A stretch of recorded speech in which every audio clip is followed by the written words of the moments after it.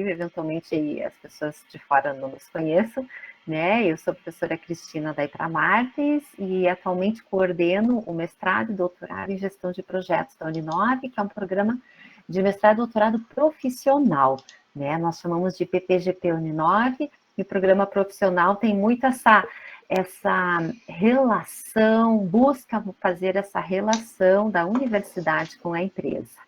E por ser um programa de gestão de projetos, que é uma área essencialmente aplicada, né, nosso desafio ainda é maior de estar buscando o conhecimento científico e fazendo essa ponte com a empresa para que a gente possa, de alguma forma, contribuir, né, com o contexto de desenvolvimento do gerenciamento de projetos, dos negócios, dos projetos de forma geral.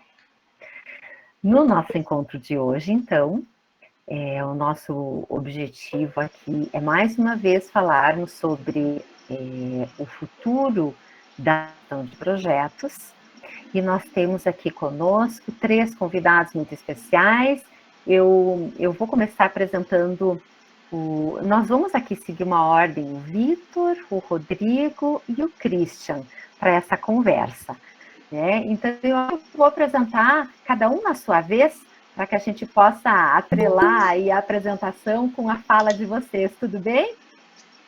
Então, eu vou começar apresentando, se vocês estão de acordo, eu vou apresentar o Vitor agora. Quando o Vitor termina a fala dele, eu faço a breve apresentação do Rodrigo e depois faço a breve apresentação do Christian. Assim a gente vincula aí a apresentação com a fala. Combinado. Podemos dar andamento, então? Muito bem. Então, já agradeci a todos e agora eu vou apresentar o Vitor Massari, né, que está aqui conosco. O Vitor Massari é CEO da Highflex Group, um dos pioneiros em gestão híbrida e ágil fora de TI no Brasil, liderando um grupo com os melhores especialistas em Business Agility, Lean e gestão de projetos e produtos do mercado, visando ajudar grandes organizações a atingirem melhores resultados através de pragmatismo, muito mais que ser os famosos métodos de prateleira. É autor dos best-sellers Gerenciamento Ágil de Projetos, único livro preparatório para a certificação do PMI-ACP em idioma português, Agile Scrum Master no Gerenciamento Ágil de Projetos, Gestão Ágil de Produtos, Dicionário de Termos Abomináveis do Mundo Corporativo, 51 perguntas e meia sobre ágil e gestão de projetos, e 4 Hands System Discovery, uma abordagem pragmática para Business Agility. Então, Vitor, mais uma vez, muito obrigada, seja bem-vindo e a gente já te passa a palavra. Muito bem. Um enorme, primeiro, boa noite. Agora já boa noite, né? Passou das 18, então boa noite a todos e a todas aí, né? Uma enorme honra estar participando desse painel, compartilhar alguns insights com vocês, né? Também só para me policiar, qual que é o meu tempo, porque eu também, como o Christian, quando eu começo a falar, eu desando a falar, né? Para a gente manter né? Certo, Christian? Tamo junto, né? Só para manter a política aí. A regra é clara, né? Vitor. 15 minutos, tá bom. 15 tá bom. minutos. Só Tu queres que eu te sinalize quando faltarem uns 3 minutos ou não precisa? Por favor. Porque quando eu começo a falar, é um assunto que eu adoro falar. A gente fala do futuro na gestão de projetos. Nós temos 2 fatores aí. Acho que trazendo para o tal do novo normal, que a gente não sabe nem se é novo, né? Nós não sabemos bem o que vai acontecer. E o outro é olhando para o que realmente é uma organização adaptativa. Né? O Christian estava até comentando a dinâmica com o cliente é uma dinâmica diferente. Né? Por quê? Porque se a gente analisar até 20 anos atrás, nós tínhamos condições mais controladas. Nós tínhamos mais controle sobre um conjunto de variáveis. Então, eu costumo dizer o seguinte, né? O mercado ditava os limites, as regras e o cliente se adaptava. Então, eu vou para um exemplo bem prático. Eu não gosto muito de usar aqueles exemplos batidos, né? Blockbuster e Netflix, nada disso. Vou usar um exemplo real meu. Eu sou um apreciador de cerveja. Eu adoro cerveja. Eu gosto muito de cerveja cerveja especial, né? Então, o meu desafio cada vez... Agora nem tanto por conta da pandemia, mas quando eu viajava eu tinha como meta achar uma cervejaria local para levar alguma recordação para casa, um rótulo, um boné, é algo que me dá prazer. Até os anos 2000, mesmo 2010, até 15 anos atrás, quem gostava de cerveja aqui no Brasil tinha as seguintes opções, né? Era Brahma, Skol, Kaiser, Antártica, e se você gostava de uma linha mais premium, você tomava Boêmia, Serra Malte original. Eram as opções que nós tínhamos de cerveja aqui no Brasil, né? Então, goste ou não goste, ache o sabor bom ou não ache, era o que tinha.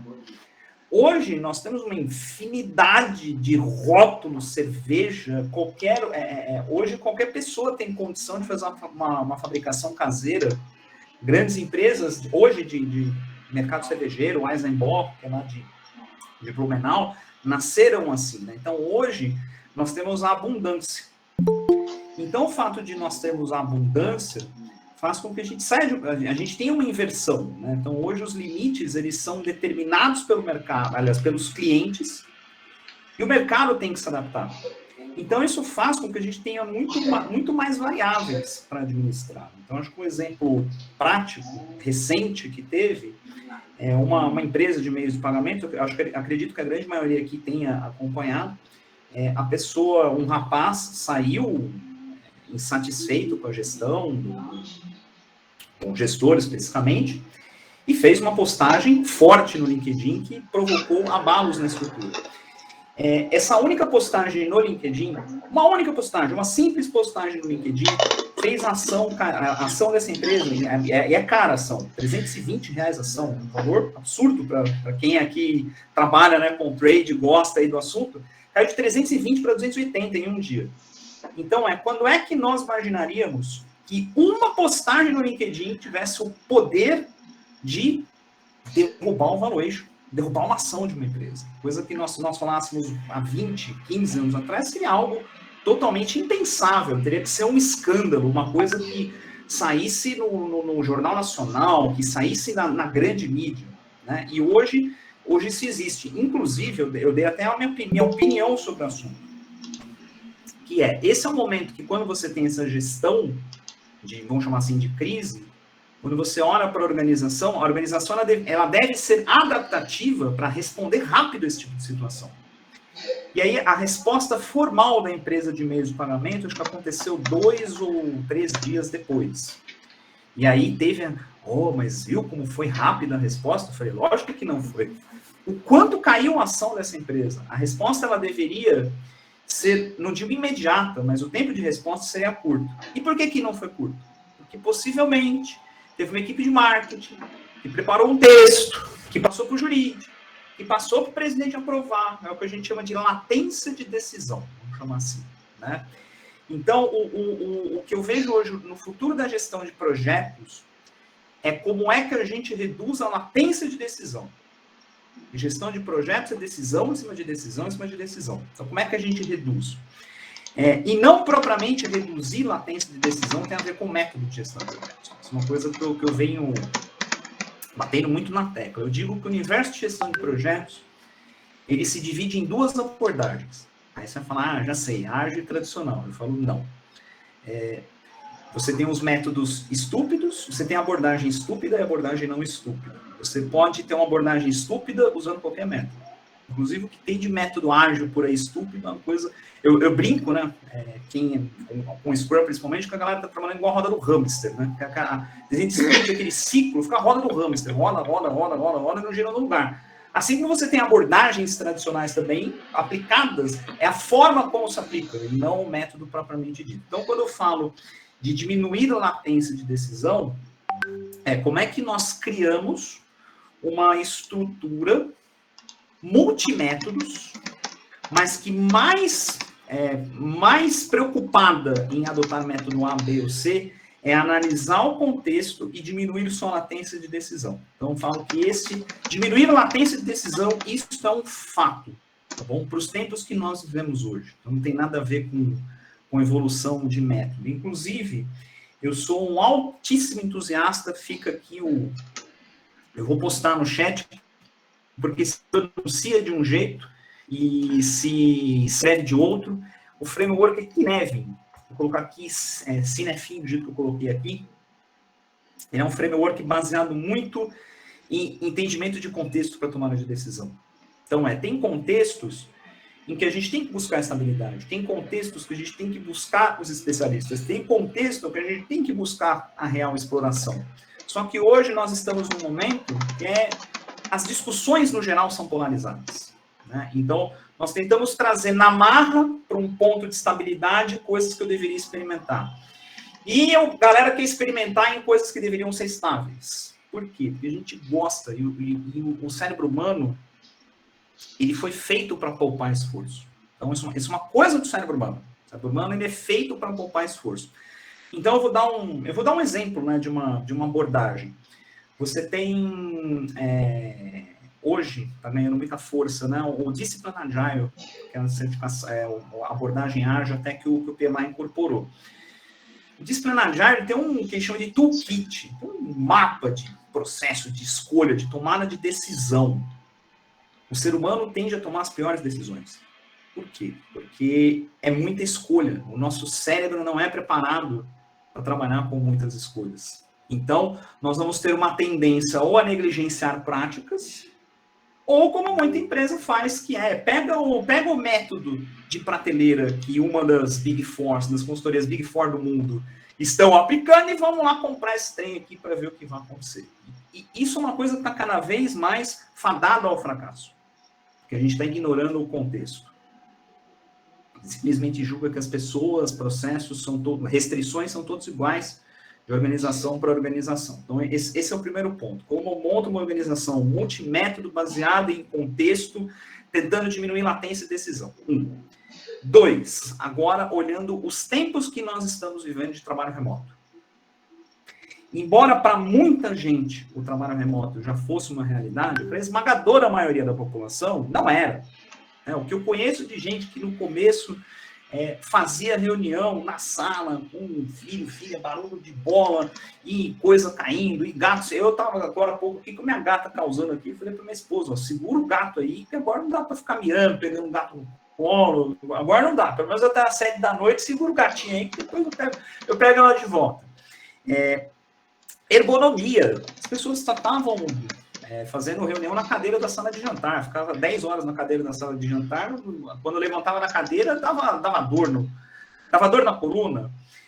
Equipamento, então, equipamento eu digo por mim, eu tinha um equipamento simples, porque eu não usava meu equipamento para aula, eu carregava tablet, dava aula no celular, eu usava uma outra infraestrutura para atuação com trabalhos presenciais, e o notebook que eu tinha, aquele bate-enxuga para usar o famoso, né, Word, Excel, PowerPoint. Word, Excel, PowerPoint e Gmail, nada mais do que isso.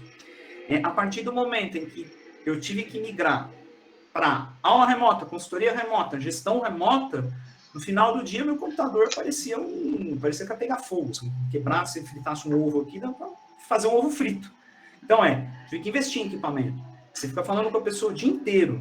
Não dá para você ter um áudio parecendo taquara rachado. Comprei aqui meu microfone do Costinha, aqui, não sei quem lembra do Costinha. Tive que comprar uma câmera. Ou seja, houve todo um movimento, né, para a grande maioria da população se adaptar ao home office. E aí, qual que é o ponto que eu vejo, né, crucial para a gestão de projetos? Como é que nós fazemos um team building? Com pessoas remotas. Com muitas vezes numa reunião, a pessoa fazendo isso aqui que eu vou fazer. Ó. Pronto. Você não está vendo, você não sabe o que eu tô. Você não sabe a minha expressão, você não sabe se eu estou prestando atenção, né? E por mais que você chegue num protocolo e diga, né, não, vamos manter a câmera aberta, tudo mais. Se a pessoa não abre a câmera, você não vai chegar na pessoa e fazer a pessoa abrir a câmera na força, né? Ok? Então, Então, a grande dificuldade que eu vejo é como é que hoje quem está atuando, a pessoa que está atuando na gestão de projetos, como é que ela consegue formar uma equipe, construir uma equipe motivada. Então, o team building, para mim, neste formato, vai ser um grande desafio. Eu falo por experiência própria, nós estamos com um projeto de mudança organizacional com 21 pessoas, tá? 21 pessoas na equipe. A equipe, ela simplesmente, das 21 pessoas, acho que 4 pessoas já eram da Reflex, da empresa, já eram da estrutura, já se conheciam, e as outras 17 foram pessoas contratadas durante a pandemia.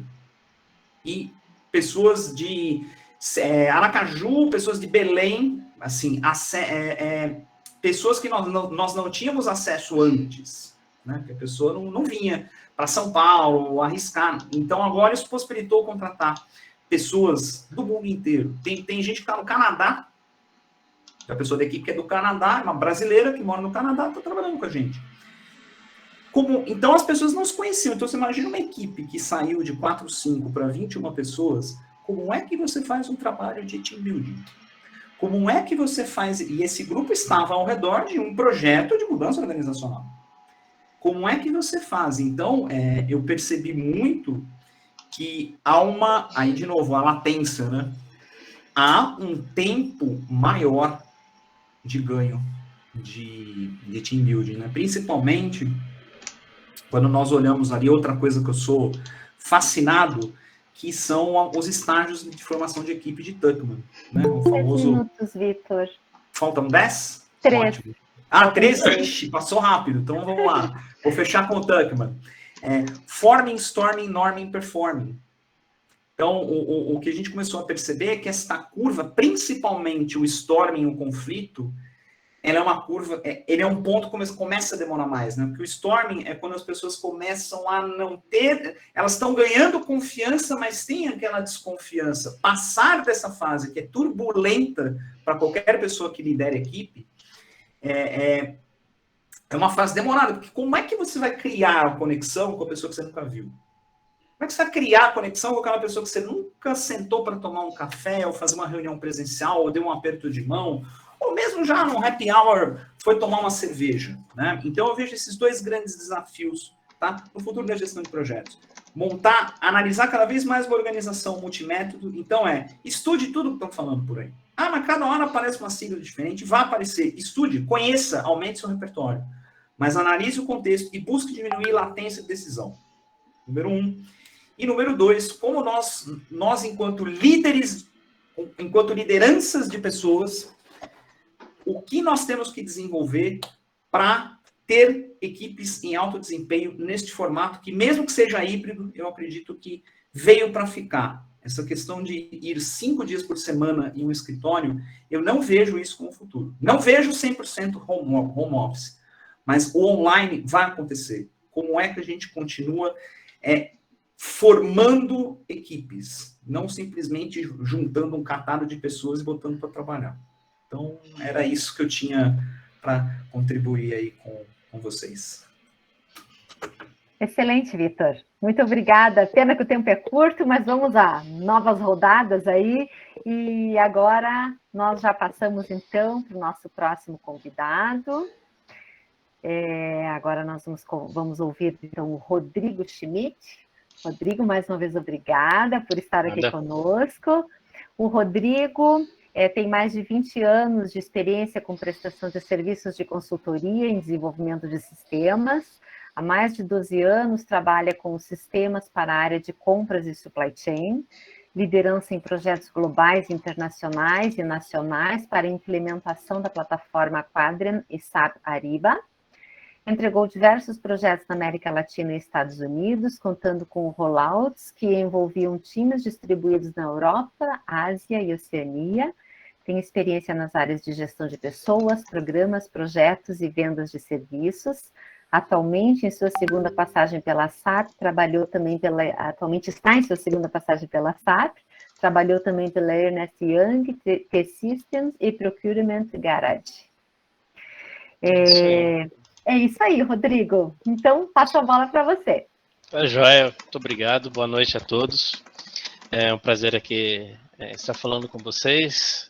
A convite aí dos meus conhecidos, aí, principalmente o Vlamir Silva, muito obrigado. Bom, vamos lá, né?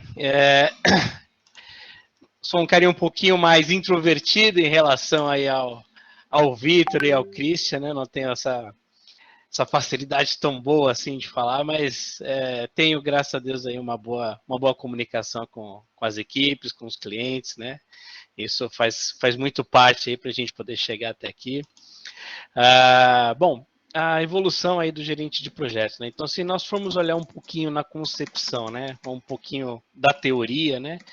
O gerente de projeto ele já está na humanidade há muitos anos. Isso são informações aí de grandes historiadores que trouxeram informações da criação das pirâmides, muralha da China, né? Então, ao longo da história, a gestão de projetos ela manteve todos os princípios básicos, né? Eles permaneceram os mesmos, né? Geração de recursos, horários, atividades, né? Entregas. Então, se a gente olhar aí um pouquinho mais recente disso, né, vindo aí dos anos 40, né, tivemos a introdução aí ao Kanban pela Toyota, por volta de 50, né, o Henry Gantt também trouxe a criação do famoso gráfico de Gantt, que está em praticamente todas as ferramentas de gestão de projeto, né, lá por próximo a 60, um pouquinho que chegou ao mundo aí da DuPont, foi o caminho crítico. Depois tivemos a técnica de PERT, WBS, né? E mais próximo aos anos 70, a criação do PMI, 2001, Manifesto Ágil. Então, assim, foram grandes acontecimentos na história, né, recente aí, que foram trazendo conhecimentos e formas de se trabalhar com a gestão de projeto, né? Em grande parte dos anos que se passaram, né, acompanhamos os projetos sendo entregue aí seguindo o modelo Waterfall, e de uns 20 anos para cá, desde o Manifesto Ágil, né, principalmente aí as metodologias ágeis, Scrum, a própria utilização do Kanban, entre outros, está muito mais incorporada nas empresas em geral, né, prestadoras de serviços ou não, tá?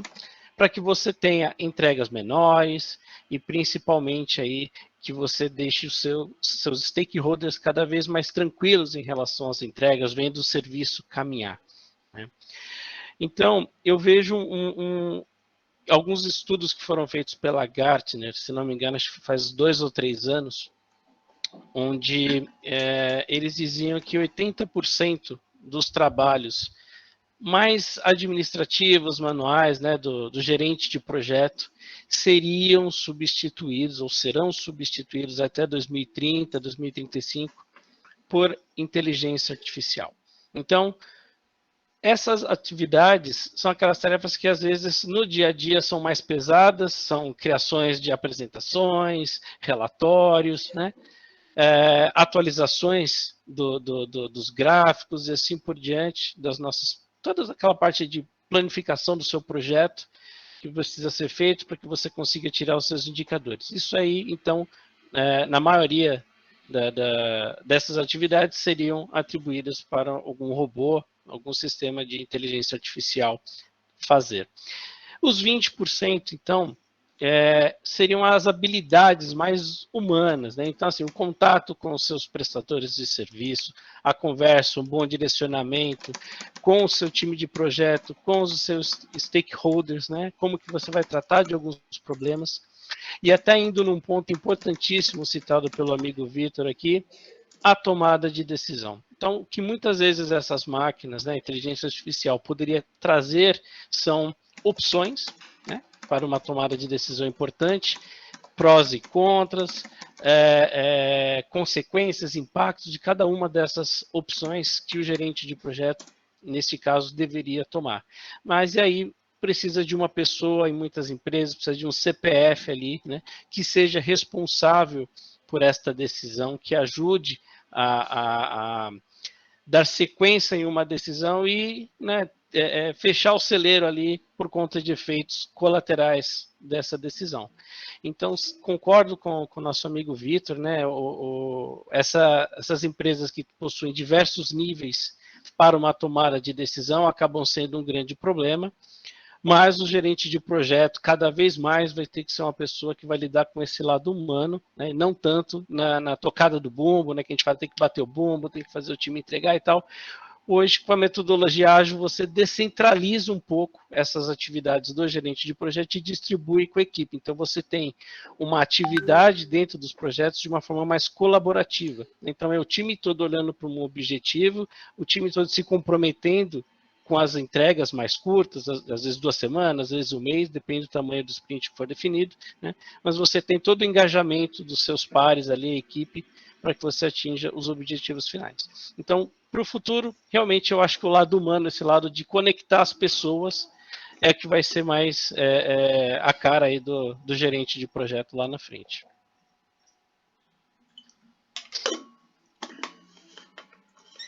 Muito bem, Rodrigo. Muito obrigada por sua colaboração aí também conosco. Agora nós vamos ouvir, então, o Christian, né? Mais uma vez, obrigada, Christian. Falando um pouquinho do Christian aqui, o Christian tem mais de 25 anos em desenvolvimento comercial, negócios, operações, suporte ao cliente, marketing digital, mais de 15 anos de experiência em gerenciamento de projetos, fluência em 3 idiomas, português, inglês e espanhol, mais de 30 países visitados, entre cursos, palestras e trabalho, passagem pela Ericsson e pela Schindler. Atualmente atua em uma startup, a Laborite, focada em gestão de operações. Muito bem, Christian. Fica com você a palavra. Vocês conseguiram ver a minha tela? Não, né? Deixa eu deixar a minha tela disponível Ela para vocês. aparecendo. Agora temos. Acho que vai aparecer para vocês, me avisem.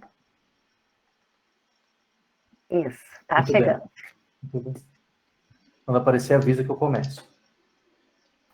Apareceu. Perfeito. Então, eu queria agradecer, obrigado aí, boa noite a todo mundo. Eu vou dar um parecer mais de agilidade, mais de perfil de startup mesmo, como que a gente usa aqui na Laborite a inteligência artificial para ajudar na minha gestão de projetos propriamente dito. Eu tenho aí bastante tempo de experiência, vai entregar os cabelinhos brancos, mas eu trabalhei 20 anos na Ericsson, na gestão de cascata padrão total, e aí nos últimos tempos, os últimos 10, eu venho me aprimorando na gestão ágil, que foi o que o Vitor e o Rodrigo falaram, de a gente não vai seguir uma cartilha única, a gente pega a cartilha que mais adequa às nossas necessidades, ao cliente, mas mais focado mesmo nas pessoas.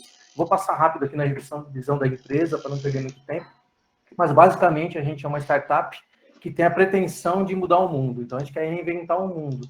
Como assim, né? Vocês são startups, normalmente são nerds que se juntam para mudar, para fazer um protótipo, fazer um produto, para fazer um software, né? A gente sempre foca no humano. Então, a entrevista que a gente tem de emprego, inclusive aqui, a gente não quer saber da sua experiência. A sua experiência está no seu currículo, a gente viu lá. Mas eu quero saber o que você pensa do mundo, quais as suas ideias, quais são os seus sentimentos, como você se sentiu quando você foi derrotado, quando você venceu. Então, a gente tem uma pegada diferente na Lab, a gente chama Lab, né, carinhosamente. Então, a gente tem uma pegada de como que a pessoa, embora seja tecnológica, nerd, conheça muita ferramenta e muitos processos, como é que a gente chega na pessoa como pessoa em si. E aqui a pegada nossa é bem diferente mesmo, a gente foca nas pessoas e usa diferentes tipos de processos para isso. Aqui eu vou passar manifesto, vou passar a nossa ideia, a visão geral, são princípios que a gente, como o Vitor falou no início, antes da pandemia, ninguém trabalhava remoto, eram pequenas empresas que faziam. E a Lab sempre foi remota, Vitão. A gente sempre trabalhou com gente de todo o Brasil, então nós temos funcionários na Alemanha, temos funcionários em São Francisco, estamos querendo crescer o ano que vem para o mundo, então é o que você falou, as empresas tiveram que se remodelar e tiveram que aprender a gestão de projetos na marra aí virtual. Como é que a gente faz o teamwork, né? Como é que a gente junta essa galera num objetivo próprio? Esse é um desafio muito grande que a Lab sempre teve, assim, a gente sempre se vangloriou em sermos virtuais e remotos, né? Agora não mais, porque todo mundo já é, então não é mais o nosso slogan, mas o que a gente gosta de fazer, né, é produto. A gente gosta de fazer produto visando o usuário, porque nós todos aqui somos usuários de algum tipo de produto. Então a gente sempre pensa no humano. Como é que a pessoa vai usar? Ela vai gostar? Não vai? Não é meramente uma entrega profissional. A gente pensa na gestão de projetos, como que o usuário final vai ser uau, né? Como que ele vai receber aquele impacto visual, aquele impacto de, nossa, que legal essa ferramenta, que legal essa esse software, esse aplicativo, ou qualquer que seja o produto, a gente sempre pensa em como impactar o usuário final na melhor maneira possível, porque nós mesmos somos usuários, né? Então a gente fala, ó, como é que eu vou impactar esse cara? O que ele espera de mim? Como é que eu posso dar um algo a mais? E a Eleb sempre entrega um algo a mais. Eu vou deixar meus dados aqui, depois a gente troca mais informações, mas o ideal nosso aqui, esse é o time de gestão da empresa, né? Eu não estou há muito tempo na Leb, eu estou há menos de 5 meses na Leb, mas trouxe a liderança que eu tive nas outras empresas tradicionais e até médias para como é que eu faço para liderar esse time aqui. O meu papel, basicamente, aqui é traduzir o que o cliente quer com os devs. E os devs têm gente de 20 anos a 30, 40 anos, mas eles estão focados no mundo de codificação.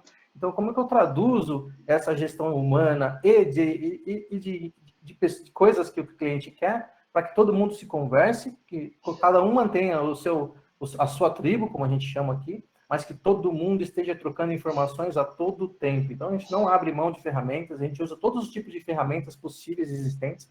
O Victor e o Rodrigo devem conhecer, então a gente usa Gira, a gente usa Miro, a gente usa Figma, eu posso ficar aqui uns 15 minutos falando de ferramentas, mas assim, a ferramenta não é nada se a gente não está ligado na pessoa, se a gente não está ligado no que a pessoa está querendo lá no produto produzindo.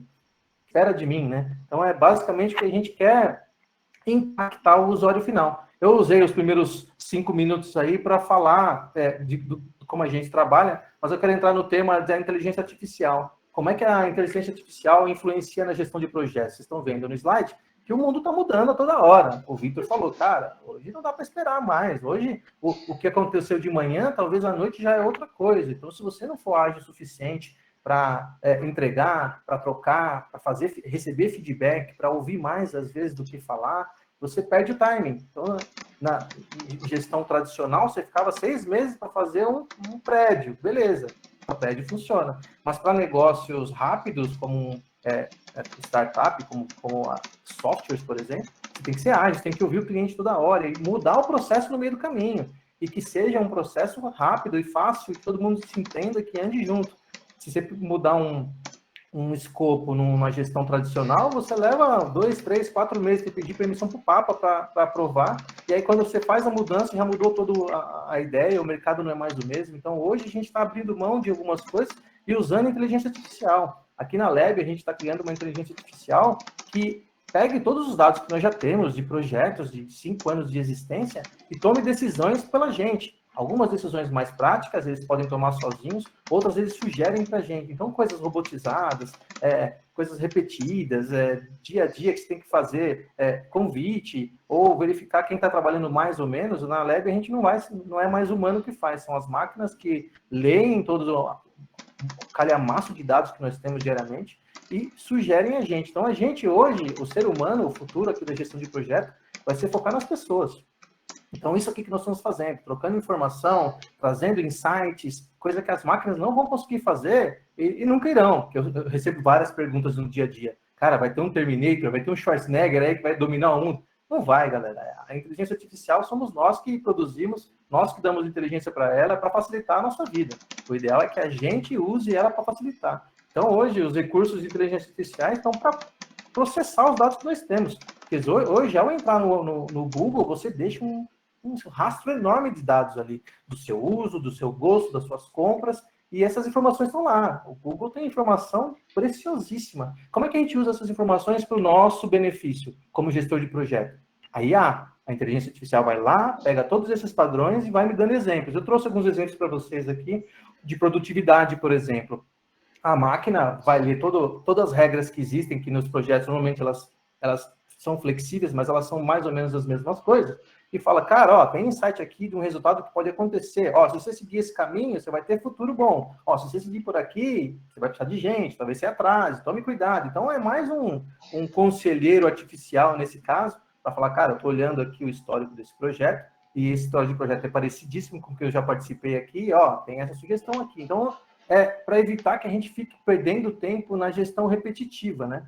E também planejamento de recursos, que dependendo do projeto que você trabalhar, ele vai ser mais ou menos a mesma coisa, ele vai se repetir no processo. Então, a máquina pode trabalhar para a gente, pode fazer um planejamento de gente, pode fazer um planejamento de material, pode fazer um planejamento das coisas que realmente elas continuam acontecendo e que o gestor de projeto tem que fazer. E, entre aspas, perde um pouco de tempo nisso. A nossa inteligência artificial faz isso para a gente. E aí usa os dados históricos para falar para a gente, ó, cara, tá legal essa carga de trabalho, ó, legal esse cronograma, tá condizendo com o dia a dia. Ó, tem um feriado aqui, no feriado de novembro, vai atrapalhar você. Avisa todo mundo, ou contrata mais um. Então, ele me dá dados e me dá insights falando, ó, cara, é um conselheiro mesmo, a gente brinca que é o nosso parceiro virtual. Ele nos avisa do que está acontecendo, dos riscos do projeto.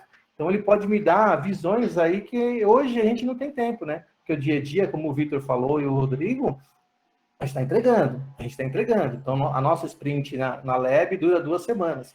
Então, em 2 semanas, eu preciso entregar o que eu prometi. Então, se mudar alguma coisa no meio do caminho, eu tenho que reprogramar essa sprint. E reprogramar a sprint é mais fácil do que reprogramar uma tarefa tradicional de uma cascata, por exemplo. Mas alguma coisa vai ficar para trás. Um desses pratinhos vão acabar parando de girar. E aí eu tenho que pegar essa informação que a IA me fornece e falar, ó, se eu fizer essa mudança aqui no projeto, dá para fazer nessa sprint tranquilamente. Mas esse card aqui que eu prometi entregar, não vou entregar na próxima sprint. Tudo bem? Então, me salva tempo de planejamento, né? A IA me dá informações que eu teria que procurar como humano, né? E não está ali na minha mão. Quando o cliente me pede uma mudança, a própria IA já reprograma e fala, opa, dá para fazer. Promete que vai dar para fazer. Ou, ó, se ele entregar isso aqui, eu vou atrasar a carta e tal. E aí, tem trabalhos por trás também. Então, eles fazem análise. Enquanto a gente dorme, né? A IA está trabalhando lá. A IA está rodando o processo, está vendo se tem algum gap no seu projeto, se está precisando de mais gente, se não está precisando de mais gente. Cada dia, mais informação a gente vai agregando na inteligência artificial, ou seja, mudanças de processo, né? Ó, agora a gente não vai mais para a direita, a gente vai para a esquerda porque o cliente, o usuário final precisa. E aí, essa mudança de processo é também inserida na inteligência artificial e ela vai mudando o processo. Ah, você vai para a esquerda agora? Beleza, para fazer isso, você precisa fazer tal coisa. Então, é um coaching virtual, vamos dizer assim, que me ajuda a tomar decisão mais rápido. Eu não preciso ficar olhando o calhamaço de coisas para entender o que já aconteceu da vida. Eles me dão informações. Então, eu, como humano, posso pensar no futuro do meu projeto, do meu produto, como que o meu cliente vai querer usar esse produto numa próxima fase. Eu estou agora, por exemplo, analisando um produto do Santander, como que eu vou analisar a próxima usabilidade dele, já baseado em tudo isso. Então, assim, eu consigo verificar coisas que eu não teria tempo de ver se eu tivesse que ficar olhando o calhamaço de informações que já passou na minha vida. Então, a inteligência artificial está para ajudar a gente. A IA está lá para falar, cara, faz assim, faz assado. Com base no que nós estamos fazendo, faz assim. Aqui são os dados que eu trouxe de gestão de projetos. Coisas manuais que a gente hoje meio que é obrigado a fazer, vamos eliminar 80%, porque a máquina vai fazer para a gente. Então, o dia a dia, o planejamento, coisas de relatório, coisas simples e repetitivas que a gente faz porque tem que fazer, a máquina vai fazer para a gente. Eu tenho só 3 minutos aqui, mas eu vou chegar no ponto, gente. A conclusão que eu quero dizer assim a gente não vai ter um Schwarzenegger dominando o mundo, não vai ter. Mas vai ter máquinas super inteligentes que aprendem durante o dia.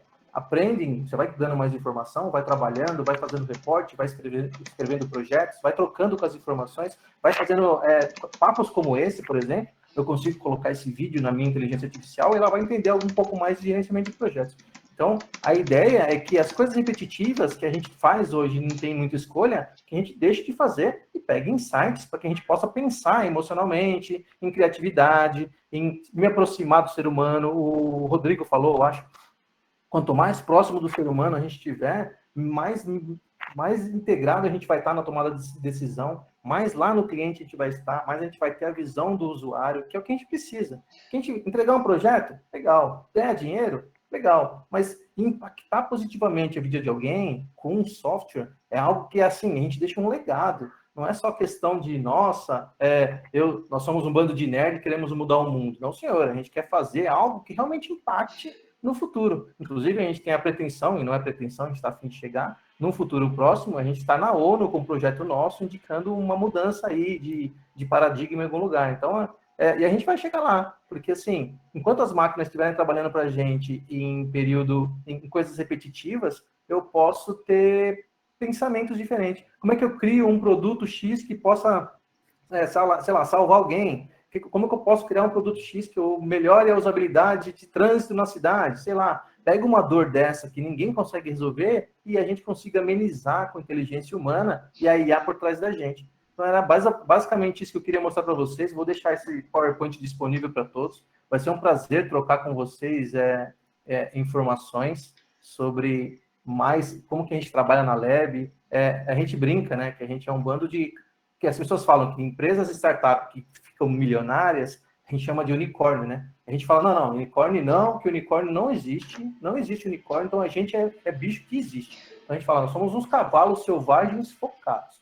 A gente é cavalo que está ali querendo entregar alguma coisa. E tem essa brincadeira interna de cavalo, né? Inclusive o CEO, estava falando com ele faz meia hora atrás, antes da nossa apresentação, e ele está querendo dar uns cavalinhos de pelúcia. Quer dizer, a gente tem uns pensamentos diferentes aí para o povo no final do ano, para tentar integrar o time, embora a gente esteja virtualmente longe um do outro. É um dos desafios que o Vitor falou. Como é que eu integro a galera? Como eu faço ela estar junto de mim, estando longe de mim, né? Como é que eu integro todo mundo num conceito, numa ideia, numa entrega, e que, às vezes eu não vejo a pessoa, fico um ano sem ver a pessoa. Então, como é que eu consigo resolver, né? Deu meu tempo já, gente. Eu queria dizer que a inteligência artificial é nossa amiga e vai nos ajudar na gestão de projetos. A gente precisa estar integrado nelas, elas estão aí, elas estão conversando com a gente, inclusive. Vocês podem ter falado com o chatbot aí, achou que era a gente. Não era uma inteligência artificial batendo papo com você. E é isso, a tecnologia está aí e nós já estamos usando, gente. Vamos juntos. Muito obrigada, Christian, por tuas palavras aí também, todos contribuindo bastante. Eu queria aproveitar que nós temos ainda uns minutinhos e fazer uma rápida pergunta. Eu ouvi muito rapidamente vocês três com relação, nesse contexto de futuro do gerenciamento de projetos, qual a visão de vocês sobre a interação e participação dos clientes? O que muda nessa interação e participação dos clientes? Posso falar aí? Você sabe que eu falo, né? Se deixar, eu falo. A gente, na Lab, a gente tenta não fazer squads separados, assim. Claro que temos, né? Eu tenho minha squad aqui do lado, tenho meu pessoal de produto, tenho design, tenho devs, mas a gente faz um trabalho híbrido com o cliente. Então, de início, claro, tem aquela estranheza, você não conhece a pessoa, você não sabe como que é, mas a ideia da Lab é a gente estar sempre junto e meio que mesclar o time. Então, a gente se aproxima do time, faz times híbridos, reuniões diárias, temos deles constantes para trocar informação, feedback, entregas, e a gente tenta sempre se aproximar do cliente pessoalmente. Com a pandemia ficou mais difícil, porque a gente evitou o contato, etc. Mas agora que a vida está voltando, todo mundo vacinado, a gente está tentando fazer as entregas, então, os milestones importantes num evento. Então, a gente está junto da pessoa, seja na Lab, a gente tem um escritório na WeWork, seja no cliente. Então, a gente tenta, embora estejamos virtuais, estarmos o mais próximos e aconchegadinhos, né? A gente fala que o calorzinho do abraço é importante nessa hora. Então, calor de abraço com uma boa entrega, você não faz só clientes e startups, você faz amigos, né? É isso. Obrigada, Christian. Isso aí. Rodrigo, Vitor... É isso aí, acho que o Christian falou bem, né? Nesses momentos que estamos vivenciando agora, nesse momento crítico de pandemia, mais diferentes vírus chegando, etc. A gente acaba ficando distante fisicamente, muitas vezes, tanto dos nossos recursos quanto dos nossos clientes, mas essa interação, né, constante, feedbacks constantes, tanto internos quanto externos, acho que facilita aí o nosso convívio, né, estarmos em contato com os clientes, dando um abraço, mesmo que virtual, é importante para a gente manter aí os relacionamentos em dia, não nos distanciarmos, muito embora fisicamente, mas não nos distanciarmos do contato com os nossos clientes que nos ajuda aí no nosso crescimento. Aí complementando, até já emendando aqui no que o Jaime postou no chat, né? Algumas coisas sempre deveriam ser feitas na gestão de projetos. Então, a questão de buscar a fidelização da maioria dos stakeholders. Sim, você faz projeto orientado a stakeholder. Você faz projeto para cliente, então orientado a cliente. Você faz um projeto que entrega valor. Qualquer projeto qualquer projeto deveria entregar valor, né?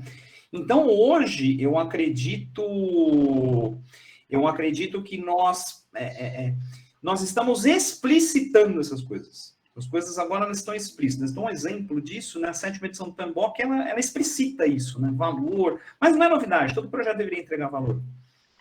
Foco no cliente, todo projeto deveria ter foco no cliente. Então, não tem... então, é um ponto de explicitar. A grande questão, né, o grande ponto é que nós, durante muitos anos, trabalhamos com o que eu chamo de sistema McDonald's de produção. O que é o sistema McDonald's de produção? Quando você chega no McDonald's, ninguém pergunta se você está com fome, se você não está com fome, que problema você está querendo resolver, né? Então, na minha adolescência, eu comia 3 lanches. Eu pedi um Big Mac, um cheddar, não esqueci até hoje, era o Big Mac, o cheddar, McChicken e uma torta de maçã. Na verdade, eu queria saciar, era uma questão de ansiedade minha, eu tinha outra coisa a ser resolvida. Mas para a pessoa do McDonald's, eu não quero nem saber. Você pediu 3 lanches, ele vai te dar 3 lanches, né? Então, durante muitos anos, e de novo, isso não tem nada a ver com o método A, B, C, D ou E. Nós fomos moldados a trabalhar orientado à entrega. E agora, cada vez mais, a gente pensa em orientado a valor, em propósito. Mas, de novo, não são coisas novas. Os tempos atuais estão provocando reflexões na gente. Então, é até legal usar aqui a expressão, como já colocou, futuro, entre aspas, porque o futuro já são coisas que eram feitas, não vou dizer que não eram feitas, mas já eram pregadas lá atrás. Agora a gente só está chacoalhando e falando, presta atenção nisso aqui, que agora tem que fazer, agora é mandatório fazer, agora todas as bibliografias falam sobre isso. Bacana, gente, bacana. Tinha alguém com a mão levantada, mas eu acho que baixou, certo? Na minha listinha aqui não aparece. O Nelson. O Nelson estava com a mão levantada. Temos um espacinho ainda, Nelson? Eu tenho uma pergunta que, assim, é uma dificuldade que eu tenho hoje, né? Quando você atua dentro da empresa, né? Você é um executivo sênior da empresa, cliente. E aqui eu até para escutar de vocês como é que vocês fazem isso, porque normalmente as empresas elas têm um orçamento, né? E elas alocam o orçamento e falam assim, tem um X tanto para gastar, né? E aí quando a gente trabalha com a compra do serviço de uma empresa com muito foco em agilidade, que eu acho muito legal, eu gosto muito desse processo. Como é que funciona esse processo, né? Porque assim, a gente sabe que a gente entrega valor, né? Que é muito importante, mas como é que vocês, né, do ponto de vista de negociação com as empresas, tratam esta questão de orçamento, né, do projeto? Porque a empresa ela fala assim, olha, no meu orçamento tem um tanto. Como é que é esse processo, né, de conexão comercial do ponto de vista ágil? Especificamente, contrato. Entendi. Na Lab a gente tem um contrato fechado, mas e o escopo ele é variável, né? Então o escopo começa de um jeito e como eu falei, a usabilidade muda. Você sente que o que você achava que no início do projeto era uma coisa e o usuário não estava gostando daquele botãozinho daquele jeito. Então o enredo do início do projeto é um e o valor do projeto também é um. Então eu tenho um recurso finito, tenho gente finita, tenho coisas finitas para produzir. Conforme vai mudando o escopo, conforme o escopo vai aumentando, a gente vai aumentando também o dinheiro, né, o faturamento. Então tem esse acordo tácito de agilidade, que até ali, até a página 2, beleza, estamos garantidos. Se você mudar o projeto a ponto de a gente ter que ter 2, 3 ou 4 vezes mais workload, né, mais trabalho para a gente vai renegociar os valores. Então, como empresa ágil, como a Lab, a gente renegocia. Então, é questão de você ser flexível até um certo ponto, porque tem que ser flexível, você tem que entregar um produto que todo mundo goste e que use bastante, mas ao mesmo tempo não parar o processo porque faltou dinheiro, por exemplo. Então, é um projeto que você consegue, por etapas, ir fazendo novos adendos, né? Novas fases. E a aceitação dos clientes é fácil? Então, a gente troca com o cliente a cada sprint. Então, a cada 2 semanas eu recebo o feedback dele. Gostei, é isso, tá no caminho certo. Ou, cara, não era isso que eu queria. Você planejou o botão aqui e é ali, cuidado. Então, a gente troca a cada 2 semanas, 10 dias. Nossa sprint tem de 2 semanas. A gente troca e vai sentindo se tá no caminho certo, se vai gastar mais, se vai gastar menos, se vai precisar de mais gente, se vai precisar de menos. A gente consegue sentir no ágil. Só que assim, dailies constantes. Todos os dias eu estou com o cliente, todos os dias eu estou me colocando no lugar do usuário, todos os dias eu estou ali. Entendi. E assim, não é fácil a vida, né? Embora eu seja virtual, eu trabalho muito mais do que quando eu trabalhava presencial. Mas ao mesmo tempo, eu estou atendendo o que eu preciso atender. Vamos lá, Renato, fala aí. Vamos lá, Renato. Boa tarde. Não sei se o Rodrigo ou o Vitor vão complementar, mas também fiquem à vontade. Prazer recebê-los. Sou professor da linha de métodos ágeis e híbridos aqui do PPGP e também 25 anos na área de gestão de projetos tradicionais dentro de mercado financeiro e nos últimos 8 anos gestão ágil aí. Já participei de algumas dinâmicas, inclusive do Forehands, o Massari. Já utilizei bastante para poder arrancar os famosos pain points das empresas aí, das consultorias. Eu reparei que os três falaram de alocação de pessoas, recursos. E é um assunto que eu estudo desde 2010, foi tema do meu mestrado, doutorado e pós-doutoramento. A gente já sabe que no método tradicional, a gente já conhece todos os problemas, é um problema que vem lá de trás, da engenharia de produção, herdou-se para a gestão de projetos, permanece na tradicional, não tem, que é a famosa gestão comandada de pessoas. No ágil nós temos outros desafios, nós temos aqui grandes professores de pessoas, a professora Cristina e o professor Luciano, mas eu queria ouvir de vocês na prática, hoje. Né? A gente sabe que na agilidade os times têm que ser autorresponsáveis, autodisciplinares, tudo bem, isso é legal. Mas e na prática? Eu queria rapidinho ouvir dos três. Quais são os maiores desafios para se montar um bom time ágil? Eu vou puxar, essa eu vou puxar. A questão de auto-organização, tá, é uma das maiores falácias. Por que eu digo que é uma das maiores falácias? Porque hoje simplesmente se diz assim, a partir de hoje nós estamos usando o método A, então a partir de agora as pessoas vão iniciar um processo de transformação interna e terão o poder e a autonomia nas mãos. Então a gente tem aqui algumas coisas paradoxais, tá? A primeira coisa, o brasileiro, aí vou falar muito da nossa cultura, tá? O brasileiro, ele é criado para ser comandado.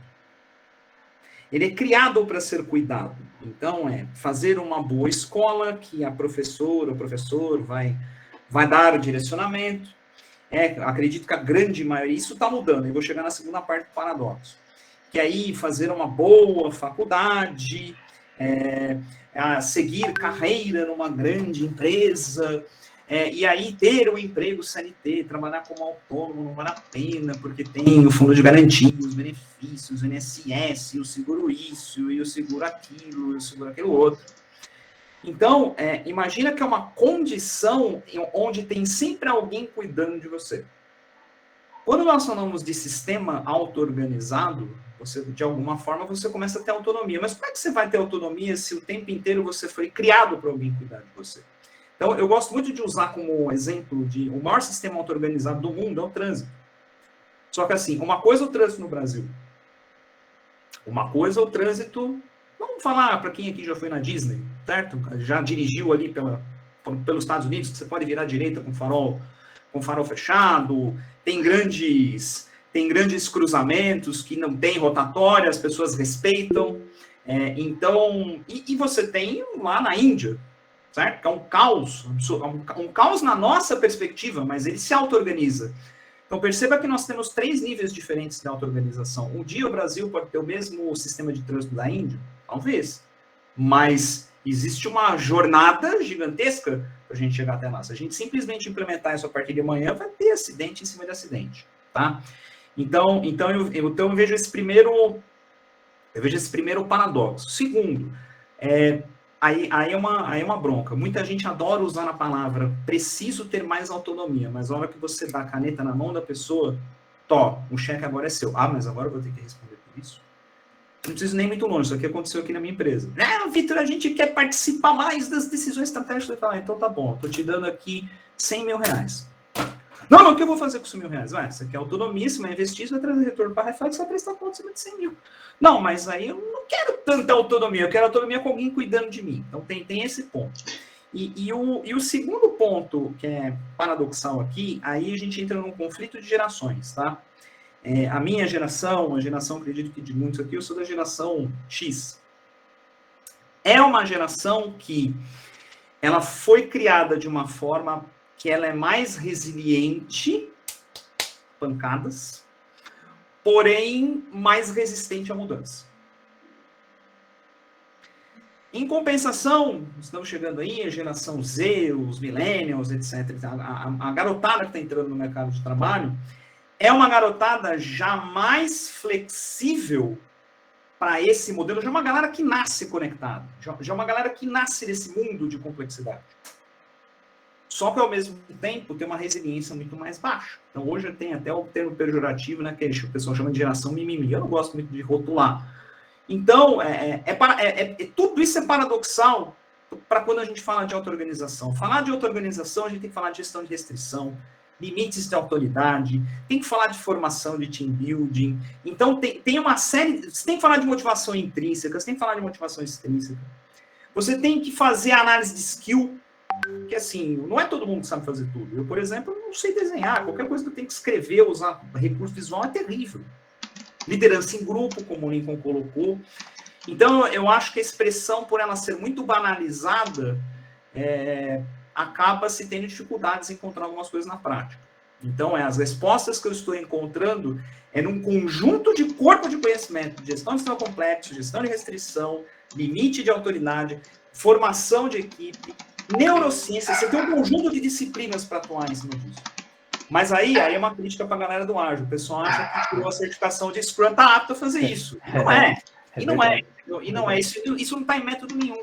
Então, existe coisas que a gente tem, da ciência que a gente tem que estudar para trazer, entendeu? Razão. Pegando o gancho aí do Vitor, a gente na Lab, a gente tem propósito. Então, a gente não contrata ninguém se o propósito não está alinhado com a gente.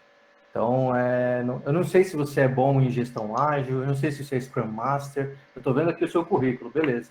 Eu prefiro te ensinar a competência do que gente boísmo, né? Se você é gente boa e eu sinto que a sua energia é boa, claro que numa entrevista é muito difícil você pegar essas coisas, mas a gente arrisca no gente boísmo mesmo. Então, se a pessoa é do bem, se é boa energia, como que reagiu a perdas, se eu sinto que a energia tem a ver e o propósito tem a ver, a parte técnica a gente ensina, o dia a dia está sendo acompanhado, como o Vitor falou. O cara é autogerenciado até a página 2, mas ele vai se autogerenciar se ele for gente boa e tiver um propósito alinhado com a gente, indo para o mesmo norte. É difícil mesmo, gente é difícil, mas quanto mais gente boa junto, mais fácil de se trabalhar. É esse o ideal da Lab.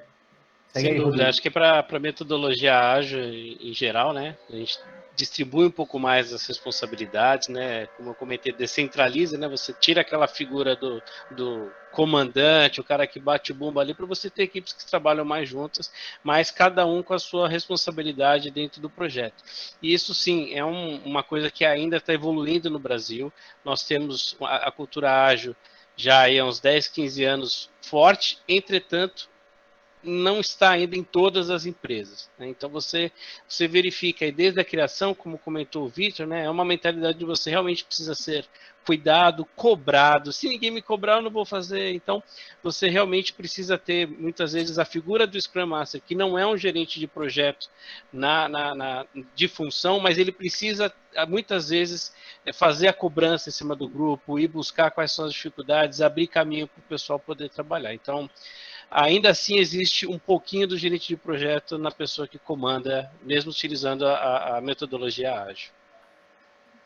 Perfeito, muito obrigado. Bem. Muito bem. Nós estamos chegando no final, são 19h02 já. Eu queria agradecer a todos a presença e queria retomar coisas centrais que ficaram para mim aí na fala dos nossos 3 convidados. Né? O Vitor falou de como montar uma organização multimétodo, considerando o contexto e a latência de decisão. Né? Também trouxe a questão de como construir os times comprometidos, especialmente nesse contexto remoto. O Rodrigo deixou clara aí a questão do lado humano, que será mais vezes a cara do gerenciamento de projetos, né? E o Christian reforçou a questão do lado humano, o foco nas pessoas, e trouxe a inteligência artificial, né, como fundamental aí para processar os dados que nós temos e aí para nos dar insights. Então, assim, acho que com isso a gente fecha nosso encontro de hoje, respeitando o nosso horário, agradecendo enormemente aí os nossos convidados, o Vitor, o Rodrigo e o Christian, pela disponibilidade, e a todos os nossos ouvintes aqui, nossos colegas, nossos alunos, egressos e participantes. Muito obrigada a todos. Obrigado, depois esse noite material vai estar disponível aí no nosso Obrigado. canal do YouTube. Boa Valeu, noite gente. a todos. Obrigado. Obrigada. Boa noite. Parabéns, hein?